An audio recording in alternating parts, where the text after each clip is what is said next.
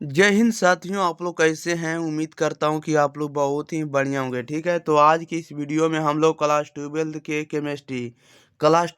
Chemistry के top 10 VVI subjective question को इस वीडियो में लेकर आए, जो कि 2025 की बोर्ड परीक्षा में आपको 100% देखने को मिलने वाला है। क्योंकि ये क्वेश्चन आपको सेलेक्टेड लिया गया और आपको जो बुक में है जितना क्वेश्चन प्रीवियस ईयर का वो हम आपको करवा रहे हैं। और जो क्वेश्चन आने की चांस बनता सभी इस वीडियो में हम आपको कराएंगे। ओके, तो 10 आपको गिन चुनकर हम आपको प्रश्न लाएं जो कि आपको लड़ने वाला है। ओके, तो आप लोग वीडियो को शुरू से अंत तक बने रहिएगा, ताकि हम आपको 100% हम आपको इस वीडियो में ही याद करवा सके सभी क्वेश्चन को।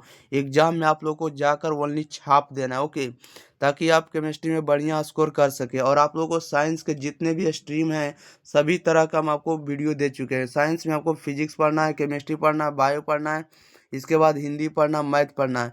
और आप लोगों को इंग्लिश का वीडियो भी हम आप लोगों को प्रोवाइड करेंगे। ओके, इंटरनेट मॉडल पेपर का आपको साइंस का जो भी होगा हम आपको कंप्लीट आपको ऑब्जेक्टिव और सब्जेक्टिव फिर से हम आपको दे देंगे। एग्जाम के पहले 1 फरवरी से पहले हम आपको दे देंगे।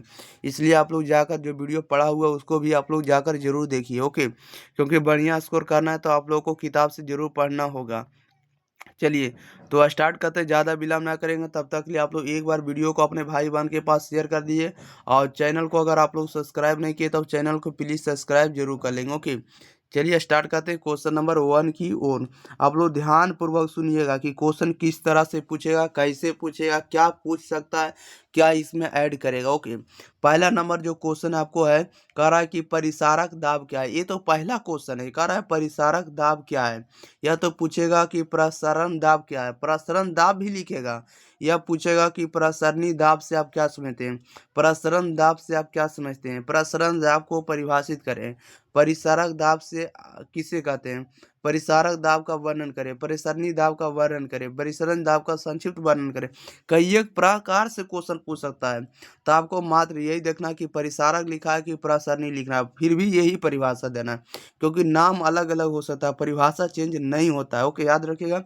तो परिसारक दाब क्या है, तो लिखिएगा यदि किसी, देखिए इसको आप लोग इसको सुधार लिएगा बाय मिस्टेक है। यदि किसी, क्या कर देंगे, यदि किसी घोल का, यदि किसी सॉरी देखिए, यदि किसी घोल को घोलक के एक अर्ध पारगम झिल्ली द्वारा अलग रखा जाता है या रखा जाए तो घोल को घोलक में जाने से रोकने के लिए लगाया गया दाब को उस घोला का प्रसरण दाब कहते हैं या परिसारक दाब कहते हैं।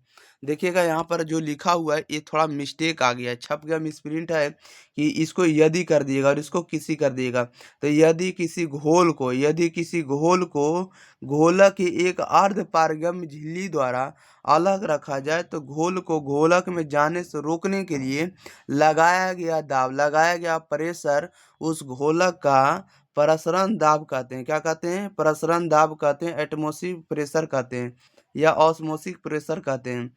ओके, याद रखिएगा।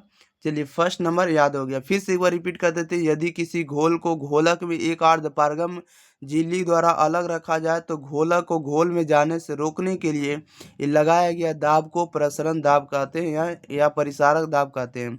क्वेश्चन नंबर नेक्स्ट लेते हैं। कह रहा है कि आइसोटोनिक घोल क्या है। आइसोटोनिक घोल क्या है या आइसोटोनिक घोल से आप क्या समझते हैं, आइसोटोनिक विलयन से आप क्या समझते हैं, आइसोटोनिक विलयन किससे कहते हैं। तो इसका आंसर लिखिएगा, आइसोटोनिक के बारे में ही लिखिएगा, वैसा घोल जिसका परिसारक दाब समान हो, वैसा घोल जिसका परिसारक दाब या परिसरण दाब समान हो, इक्वल हो, उसे आइसोटोनिक घोल कहते हैं। यानी वैसा घोल जिसका परिसरण दाब समान होता है, जिसे हम लोग आइसोटोनिक विलयन कहते हैं या आइसोटोनिक घोल कहते हैं। ओके, इस तरह से आपको इसका आंसर लिख देना है। चलिए नेक्स्ट क्वेश्चन लेते हैं। क्वेश्चन नंबर देखिएगा, थर्ड नंबर में कह रहा है कि हाइपरटोनिक घोल क्या है? घोल मतलब विलयन, ठीक है, याद रखिएगा। हाइपरटोनिक घोल क्या है या हाइपरटोनिक विलयन से आप क्या समझते हैं, हाइपरटोनिक विलयन किसे कहते हैं। तो लिखिएगा, अगर किसी घोल का परिसारक दाब दूसरे घोल की अपेक्षा अधिक हो, यदि किसी घोल का परिसारक दाब दूसरे घोल की अपेक्षा अधिक हो तो ऐसे घोल को हाइपरटोनिक घोल कहते हैं। अगर किसी घोल का परिसारक दाब दूसरे घोल की अपेक्षा अधिक हो तो ऐसे घोल को हाइपरटोनिक घोल कहते हैं। ओके, इस तरह से आपको इसका आंसर लिख देना है। चलिए अगले क्वेश्चन 4 नंबर में कह रहा है कि समपरिसारी घोल का एक उदाहरण दे। समपरिसारी घोल का एक उदाहरण दे तो लिखिएगा 5% यूरिया एवं 15% ग्लूकोज का जलीय घोल को एक समपरिसारी घोल कहेंगे या समपरासरी विलयन कहते हैं। 5% यूरिया एवं 15% घोल का जो विलयन होगा, जो विलयन तैयार होगा, उसे हम लोग समपरासरी विलयन या समपरासरी घोल कहते हैं। ओके, नेक्स्ट क्वेश्चन लेते हैं। क्वेश्चन नंबर देखिएगा अगले नंबर में कह रहा है कि उन कारकों का उल्लेख करें, उन कारकों का उल्लेख करें या उन कारकों का वर्णन करें जिन पर ठोस द्वारा गैसों का अधिशोषण निर्भर करता है। उन कारकों का उल्लेख करें जिन पर ठोस द्वारा गैसों का अधिशोषण निर्भर करता है। तो लिखिएगा ठोस द्वारा गैसों का अधिशोषण निम्न बातों पर निर्भर करता है। ठोस द्वारा गैसों का अधिशोषण निम्न बातों पर निर्भर करता है। किन किन बातों पर निर्भर करता है? तो पहला करता है आपको गैस की प्रकृति पर करता है, गैस की प्रकृति पर, नेचर ऑफ गैस पर करता है।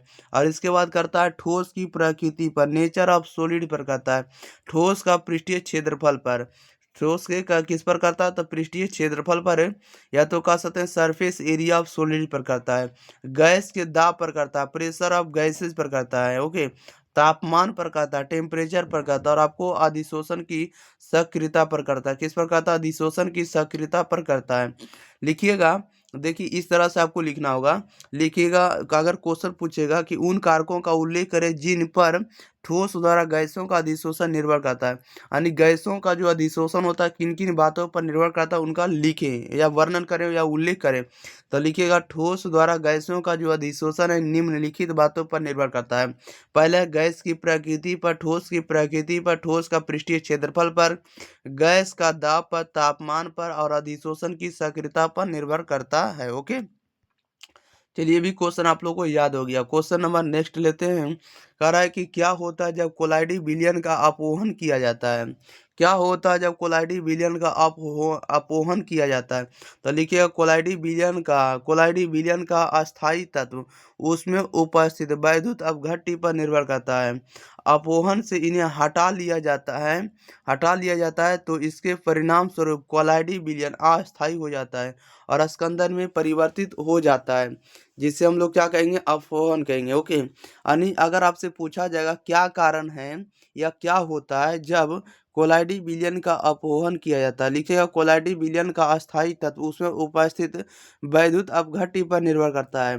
अपोहन से इन्हें हटा लिया जाता है तो इसके परिणाम स्वरूप या इसके फल स्वरूप कोलाइडी विलयन जो है अस्थायी हो जाता है और स्कंदन में परिवर्तित हो जाता है। ओके, इस तरह से आपको इसका आंसर लिखना होगा। नेक्स्ट क्वेश्चन कह रहा है कि द्रव्यरागी विलयन या द्रव्यरागी विलयन से अधिक अस्थायी क्यों होते हैं? क्वेश्चन पूछेगा कि द्रव्यरागी विलयन या द्रव्यरागी विलयन से अधिक अस्थायी क्यों होते हैं? तो लिखेगा द्रव्यरागी विलयन उच्च जल योजन दर्शाते हैं। द्रव्यरागी विलयन उच्च जल योजन दर्शाते हैं और इनके विलायक अधिक आकर्षण होता है। और इनके जो विलायक होता है आकर्षण से क्या होता है? अधिक होता है। जबकि द्रव्य विरागी विलयन में परिक्षेपण माध्यम से प्रतिकर्षण को दर्शाता है या प्रतिकर्षण दर्शाता है, अतः यह कम अस्थायी होता है। या क्या होता है? कम अस्थायी होता है। ओके, इस तरह से आपको इसका आंसर लिखना होगा। फिर से रिपीट करेंगे। कह रहा है कि द्रव्य विरागी विलयन और द्रव्य विरागी विलयन से अधिक अस्थायी क्यों होते हैं? तो द्रव्य विरागी विलयन उच्च जल योजन दर्शाते हैं और इनके विलायक आकर्षण से अधिक होता है, जबकि द्रव्य विरागी विलयन में परिक्षेपण माध्यम से प्रतिकर्षण को दर्शाता है, अतः यह कम अस्थायी होता है। ओके, नेक्स्ट क्वेश्चन लेते हैं। क्वेश्चन नंबर देखिएगा अगले नंबर। क्वेश्चन नंबर कह रहा है अगला में कि जल में तेल और तेल के जल प्रकार के इमल्सन में क्यों अंतर है? बताइएगा। जल में तेल और तेल में जल और जल में तेल की इमल्सन में क्यों अंतर है? तो लिखिएगा कि इमल्सन में थोड़ी मात्रा तेल में घुलनशील रंजक डाला जाता है। इमल्सन में थोड़ी मात्रा तेल में घुलनशील रंजक डाला जाता है। यदि इमल्सन तेल में जल है तब वह गहरा रंग उत्पन्न करता है, अन्यथा विलयन का रंग ऐसा ही रहता है। अन्यथा वह विलयन का रंग कैसा रहता है? ऐसा ही रहता है। ओके, इस तरह से इसका आंसर लिख देना होगा। एक बार फिर से रिपीट करेंगे कि जल में तेल और तेल में जल प्रकार के इमल्शन में क्यों अंतर है या क्या अंतर है? तो लिखिएगा इमल्शन में थोड़ी मात्रा में या थोड़ी मात्रा तेल में घुलनशील रंजक डाला जाता है। यदि इमल्शन तेल में जल है तब वह गहरा रंग उत्पन्न करता है, अन्यथा विलयन का रंग ऐसा ही रहता है। अन्यथा विलयन का रंग कैसा रहता है? ऐसा ही रहता है। ओके, नेक्स्ट क्वेश्चन कह रहा है कि स्कंदन से आप क्या समझते हैं? स्कंदन किसे कहते हैं? स्कंदन क्या है? लिखिएगा स्कंदन से आप क्या समझते हैं? लिखिएगा मिली मोल में वैद्युत अपघट्य का हुआ न्यूनतम मान। मिली मोल में वैद्युत अपघट्य का हुआ न्यूनतम मान जो 1 लीटर कोलाइडल सॉल्ट का स्कंदन करता है, वह मान वैद्युत अपघट्य का स्कंदन मान कहलाता है। वैद्युत अपघट्य कहने मतलब वैद्युत अपघट्य का स्कंदन से आप क्या समझते हैं या स्कंदन से आप क्या समझते हैं? तब मिली मोल में वैद्युत अपघट्य का वह न्यूनतम मान, वह मिनिमम वैल्यू जो 1 लीटर कोलाइडल सॉल्ट का स्कंदन करता है, तो वह मान जो कहलाएगा वैद्युत अपघट्य का स्कंदन मान कहलाएगा। ओके, चलिए next question 10 number last question है। 10 नंबर क्वेश्चन है, कह रहा है किसी विलयन की चालकता तनुता के साथ क्यों घटती है? किसी विलयन की जो चालकता होती है ये क्या होती है? तनुता जो होती है एक ही क्यों घटती जाती है? किसी विलयन की चालकता तनुता के साथ क्यों घटती है? तो लिखिए किसी विलयन की चालकता सांद्रता कम होने पर घटती है। किसी विलयन की चालकता जो है सांद्रता कम होने पर घटती है क्योंकि आयनों की संख्या प्रति वर्ग सेंटीमीटर आयतन से क्या होती है? कम होती है, जिसके कारण से विलयन की सांद्रता क्या होती जाती है? कम होती जाती है। जब किसी विलयन की तन्यता घटती जाती है तो इसका क्या रीजन है, क्या कारण है? तो लिखिएगा किसी विलयन की चालकता सांद्रता कम होने के साथ साथ इसके आयनों की संख्या में प्रति वर्ग सेंटीमीटर घन की कमी होती है, जिसके कारण से विलयन की चालकता के साथ साथ तनुता में कमी आती है। ओके, इस तरह से इसका आंसर लिख देना होगा। चलिए, तो साथ ही साथ हम लोग मिलते हैं अगले वीडियो के साथ। तब तक के लिए आप लोग इस वीडियो को आप लोग शेयर कर दीजिएगा। आप लोगों को उम्मीद करते हैं वीडियो आप लोग को पसंद आया होगा। आप लोग कमेंट बॉक्स में जरूर लिखिए कि हमारे वीडियो आप लोग को कैसा लगा। ओके, और चैनल को सब्सक्राइब आप लोग जरूर कर देंगे। चैनल को सब्सक्राइब कीजिएगा, तभी आप लोग को वायरल क्वेश्चन पेपर आप लोग को मिलेगा। 100% आपको जो आंसर की देंगे एकदम सही रहेगा। ओके, लड़ने वाला रहेगा। ओके, मिलते हैं अगले वीडियो के साथ। तब तक के लिए thank you for watching this video. धन्यवाद।